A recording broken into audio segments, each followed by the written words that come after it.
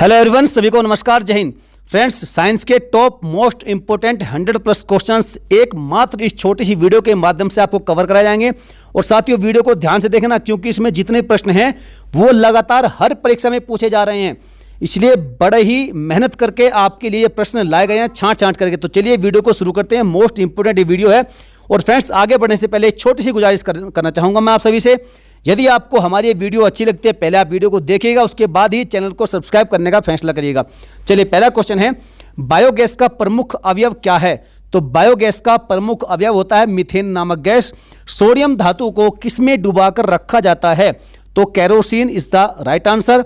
सामान्य ट्यूबलाइट में कौन सी गैस होती है? आपको मालूम होना चाहिए, अक्सर ये ऐसे क्वेश्चंस पूछे जाते हैं। तो ऑर्गन के साथ होती है मरकरी वेपर। चलिए आगे बढ़ते हैं। मानव शरीर की सबसे बड़ी और मजबूत हड्डी कौन सी है? बार बार ये क्वेश्चन रिपीट होता है, मैंने भी बहुत बार इसके बारे में बताया है। तो ये हड्डी है फीमर नाम की हड्डी, जो होती है कहां पर? जांघ की हड्डी होती है, और सबसे बड़ी भी होती है, सबसे मजबूत भी होती है। नेक्स्ट क्वेश्चन है कि ब्रोंकाइटिस एक रोग है, किस अंग का ये रोग है? तो भाई साहब, ये यकृत का, अर्थात जिसे हम लीवर भी कहते हैं, लीवर का रोग है ब्रोंकाइटिस। बीसीजी का टीका किसके लिए दिया जाता है? तो ये दिया जाता है क्षय रोग से बचाव के लिए। अब आप बीसीजी की हमें फुल फॉर्म लिख करके फटाफट से कमेंट में छापिएगा। चलिए आगे बढ़ते हैं। अगला क्वेश्चन है कि घावों को शीघ्र भरने में सहायता करने वाला विटामिन कौन सा होता है?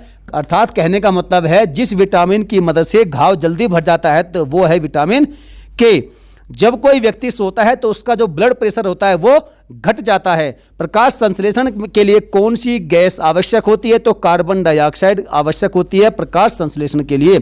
आप सभी जानते हैं, बड़ा सिंपल क्वेश्चन है ये। चलिए आगे बढ़ते हैं। अगला क्वेश्चन है कि कोशिका शब्द का निर्माण किस वैज्ञानिक ने किया था? तो यह किया था भाई साहब रॉबर्ट हुक ने कोशिका शब्द का निर्माण। सिगरेट लाइटर, आप सबने देखा होगा लाइटर, उसमें किस गैस का प्रयोग होता है? तो भाई साहब उसमें होता है ब्यूटेन नामक गैस का प्रयोग। लाइटर में प्याज एवं लहसुन में गंध किसके कारण आती है? जब आप प्याज या फिर लहसुन को काटते हैं तो आपको अजीब सी दुर्गंध आती है, तो वो गंध किसकी होती है? पोटेशियम के कारण आती है वह गंध। चलिए अगला क्वेश्चन है कि अदरक का कौन सा हिस्सा खाया जाता है? तो भाई साहब, जो अदरक का तना होता है वह खाने योग्य होता है, और यह जो अदरक होता है ये एक भूमिगत रूपांतरित तना है। मांसपेशी में कौन सा प्रोटीन पाया जाता है? तो मायोसिन नाम का प्रोटीन पाया जाता है मांसपेशियों में। मानव शरीर का सामान्य जो टेम्परेचर होता है वो कितना होता है? 37 डिग्री सेल्सियस होता है मानव शरीर का सामान्य तापमान। मरकरी को किस धातु के पात्र में रखा जाता है? तो लोहे की धातु के पात्र में रखा जाता है मरकरी को। पनीर किसका एग्जाम्पल है? तो जेल का एग्जाम्पल है पनीर। डायनामाइट में मुख्य रूप से क्या पाया जाता है? तो नाइट्रोग्लिसरीन पाई जाती है। किसमें? डायनामाइट में। प्रेशर कुकर में सब्जियां जल्दी पकाई जा सकती है क्योंकि भाई साहब दाब के बढ़ जाने से क्वथनांक भी बढ़ जाता है। वर्षा की बूंद गोलाकार होने का क्या कारण है? तो उसका कारण है सरफेस टेंशन, अर्थात पृष्ठ तनाव। ऊंचाई वाली जगहों पर पानी 100 डिग्री सेल्सियस के नीचे से तापमान पर उबलने लगता है। क्यों उबलने लगता है? क्योंकि वायुमंडलीय दाब कम होने से जल का जो उबलने का बिंदु होता है वो भी भाई साहब नीचे आ जाता है, इसलिए ऊंचाई वाली जगहों पर पानी 100 डिग्री सेल्सियस के नीचे ही उबलने लग जाता है। नेक्स्ट क्वेश्चन देखते हैं कि दीपक की बत्ती में तेल ऊपर चढ़ने का क्या कारण होता है? तो वो होता है केशवकत्व का कारण। गर्मियों में सफेद कपड़े पहने जाते हैं, क्यों पहने जाते हैं? क्योंकि सफेद रंग ऊष्मा का अच्छा परावर्तक माना जाता है। यदि आप गर्मी में सफेद कपड़े पहनते हैं, धूप में खड़े होते हैं, तो भाई साहब आपको धूप कम लगेगी उस व्यक्ति की अपेक्षा जिसने काले कपड़े पहने के हैं, क्योंकि व्हाइट कपड़े जो होते हैं वो व्हाइट रंग जो होता है वो ऊष्मा का परावर्तन करता रहता है। चलिए नेक्स्ट क्वेश्चन है कि दलदल में फंसे व्यक्ति को लेट जाने की सलाह दी जाती है क्योंकि क्षेत्रफल अधिक होने से दाब भी कम हो जाता है, इसलिए दलदल में फंसे व्यक्ति को लेट जाने की सलाह दी जाती है अक्सर।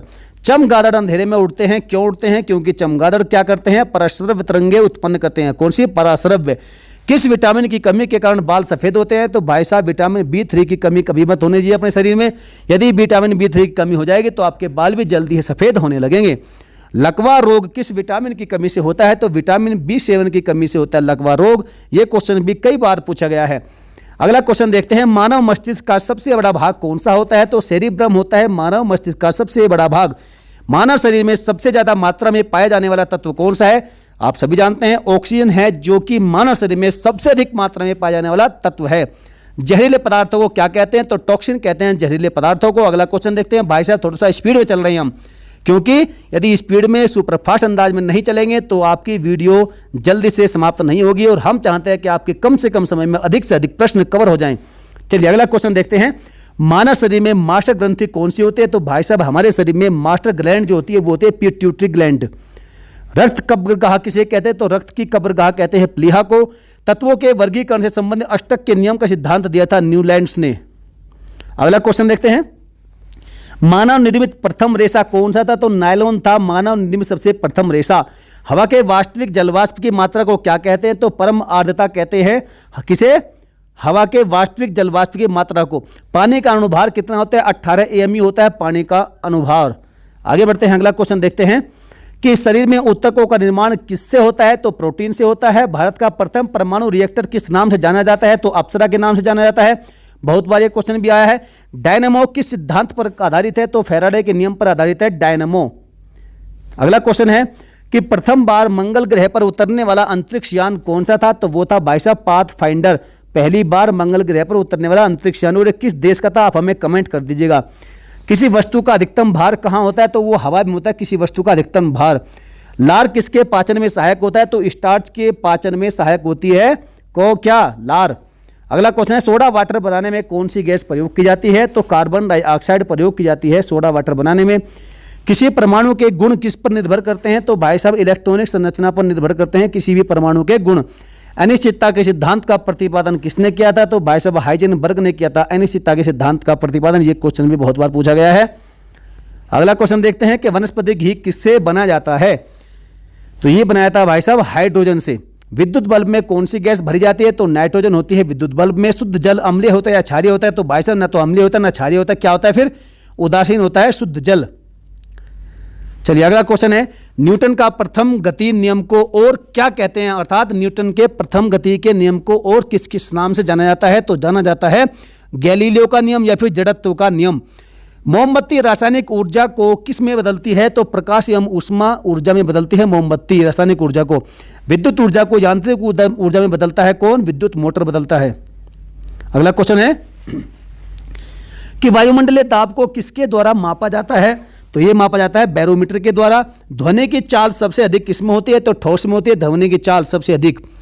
किसी माध्यम में ध्वनि की चाल मुख्यतः किस पर निर्भर करती है? तो ये करती है प्रत्यावस्था या फिर और घनत्व। किस पर? प्रत्यावस्था एवं घनत्व पर अर्थात डेंसिटी पर निर्भर करती है किसी माध्यम में ध्वनि की चाल। चलिए अगला क्वेश्चन देख लेते हैं फ्रेंड्स। उड़ते हुए विमान की ऊंचाई नापने के लिए किसका प्रयोग किया जाता है? तो ये अल्टीमीटर का प्रयोग किया जाता है उड़ते विमान की ऊंचाई नापने के लिए। अमीटर से क्या मापा जा सकता है? तो विद्युत धाराओं को मापते हैं अमीटर से। ऊंची इमारतों के ऊपर क्या लगाते हैं जिससे बिजली का कोई प्रभाव ना पड़े और इमारतें सुरक्षित रहें? तो भाई साहब लगाते हैं लाइटिंग कंडक्टर, जिससे ऊंची इमारतों पर जब बिजली कड़के तो उस पर कोई प्रभाव ना पड़े उसका। अगला क्वेश्चन है, रेफ्रिजरेटर का आविष्कार किसने किया था? ये किया था भाई साहब हैरिसन वेट टिनिंग ने। और ये कहाँ के रहने वाले थे? यूएसए के थे और 1850 में ये आविष्कार इन्होंने किया था। लाइटिंग कंडक्टर का आविष्कार किसने किया था? बेंजामिन फ्रैंकलिन ने किया था, यूएसए के थे ये भी, और 1737 ईस्वी में किया था।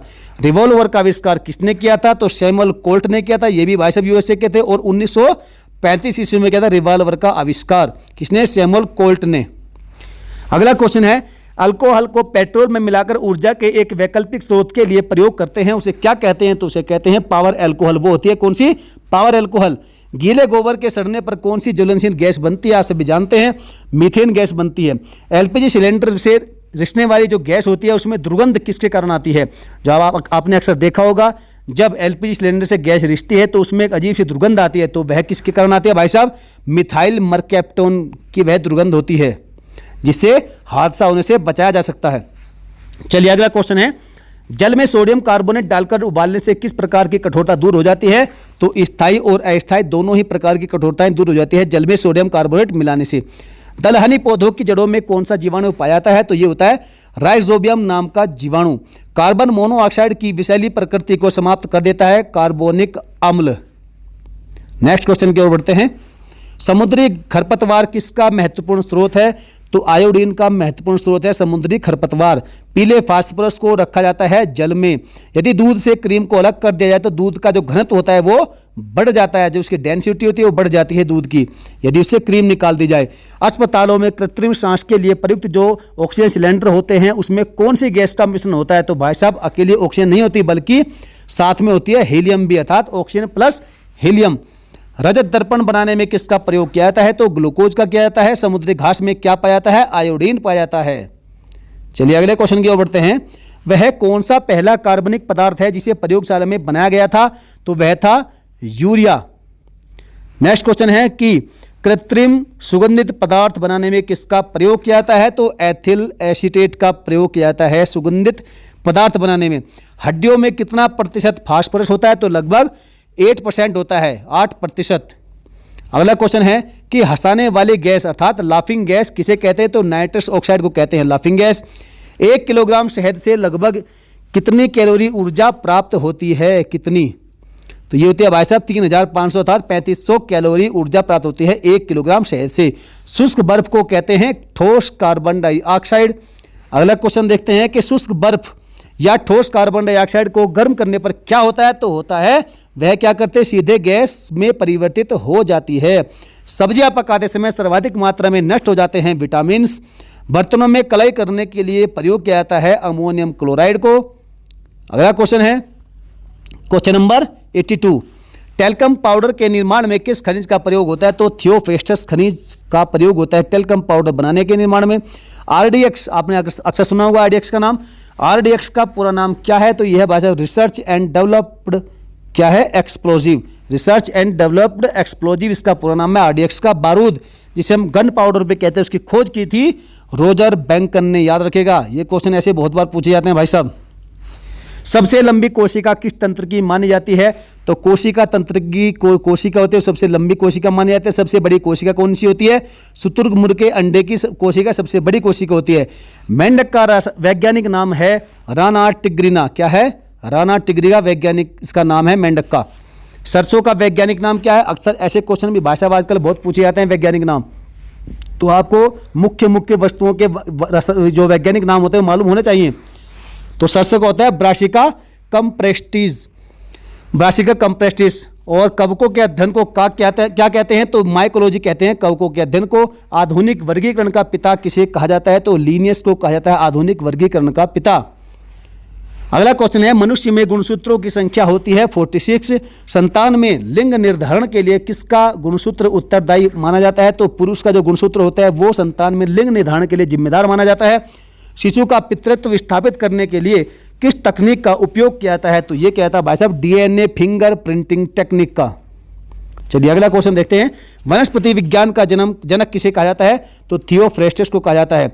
शैवालों का अध्ययन को क्या कहते हैं? तो फाइकोलॉजी कहते हैं शैवालों को अध्ययन को। लाइकेन शब्द का सर्वप्रथम प्रयोग किसने किया था? तो ग्रीक दार्शनिक थे जिनका नाम था थियोफ्रेस्टस। इन्होंने ही लाइकेन शब्द का सर्वप्रथम प्रयोग किया था। रक्तदाब मापने वाले यंत्र का नाम क्या है? स्फिग्नोमैनोमीटर है इसका नाम। और भोजन के पाचन की क्रिया कहां पर जाकर पूर्ण होती है? तो ये छोटी आंत में होती है।